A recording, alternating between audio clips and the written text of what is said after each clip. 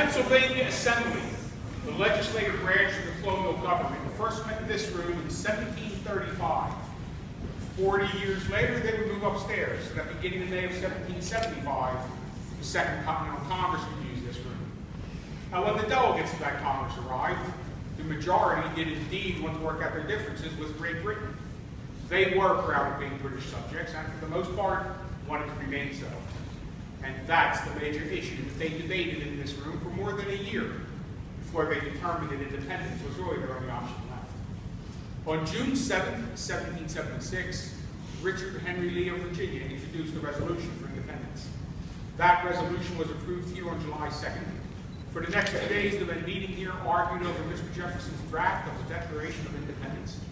They cut it by about 25% because of somewhere around 80 changes that they made to it, but they finally got it the way they wanted it to read, and in this room, on July 4th, 1776, they approved the final version of the Declaration of Independence. However, they did not begin signing their names to that nice handwritten copy on parchment until almost a month later, August 2nd. It took time to get that official parchment copy of the Declaration ready.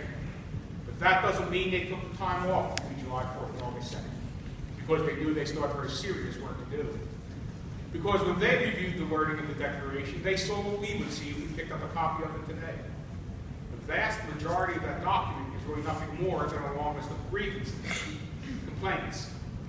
27 indictments against George III telling the world and posterity why they can no longer tolerate the king's authority over them. And they also realized that just because they said in that declaration that they were throwing off the king's authority, as well as providing the 27 reasons for wanting to do so, it did not necessarily mean they would immediately secure or be handed their liberty.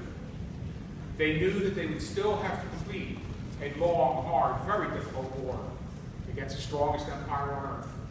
A war that began more than a year earlier up in Massachusetts on April 19th, 1775. And in order to do so with any hope of success, they knew they would have to create a government. So they started working on one known as the Articles of Confederation and Perpetual Union. A government that, when ratified, would be good enough to successfully see them through the revolution, but not good enough to bind the states together once the war was over. And that was because what was created with the Articles was really nothing more than a firm league of friendship among 13 individual states, individual nations really, which all worked well in the time of war, as long as these 13 almost totally independent republics had to come together to face one common enemy. But when that revolution was officially over in 1783, we were victorious. And that common enemy, of course, now our very good friend Great Britain, was taken from the picture. The common bond created by the Articles, because of the common enemy, started to fall apart. So 11 years after signing the Declaration of Independence here in this room, some people had a very good idea that it was time for another meeting. Again, they chose Philadelphia, once again this room. Now, when the delegates to that convention began to arrive in this city throughout the month of May 1787, many took their seats with the idea, as well as the instructions, that they were only coming here to revamp the Articles of Confederation, make the existing government a bit stronger.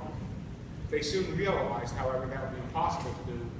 So they decided to go against their instructions. They put that government aside, sat down, started working on a brand new government, developing, of course, the Constitution of the United States. And so from the end of May through the middle of September of 1787, those gentlemen sat in this room, they argued, they debated, but the best thing that they did, not only for themselves, but for us, was to compromise on most, if not all, of the issues at hand. And on the last day of the convention, after working out all the compromises, reaching all the agreements in this room, on September 17th, 1787, 38 gentlemen got up from their chairs, stepped forward, dipped their quills in the inkstand, the same one that had been used to sign the Declaration of Independence here 11 years before, and in this room on that day, signed their names to the Constitution of the United States.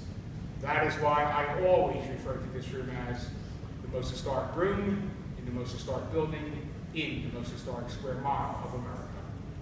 You may now take some photographs if you like. When you have the ones you like, you may exit the building by going out the store to your left, going out the south door to the State House Yard.